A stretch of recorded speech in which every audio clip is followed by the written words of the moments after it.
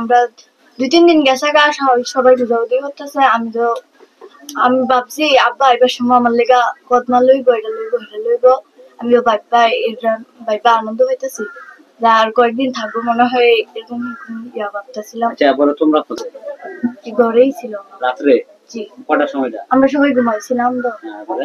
তারপরে আমি যখন শুনছি বাইরে আমার আব্বা পাওয়া গেছে, আমি ফালতে এখান দিয়ে উঠতে সেরা। তারপরে আমার বাইরে দেখছি দর খুলতেছে, তারপরে আমার বাইরে টানাটানি করতেছে, দৌড় দিয়ে আমার মোবাইল চালানো।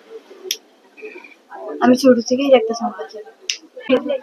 তারপর তাইতে কয়ে দিস গরুটির ঘাস পানি দিত, ছাগলের সাইডে দিত, এদের কয়ে বাড়ি গেছে।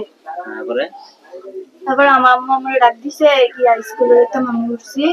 তারপরে একটু চোখটা খুলছিলাম আর কি, একটু চোখটা বাড়ি গেছে। আমার পুরো দেখতেছে না, পাঞ্জাবিটা দেখছি, সাদা পাঞ্জাবিটা যে ম্যারেজ বেয়ে জানি দিছিল, সাদা পাঞ্জাবিটা এটা পরে গেছে।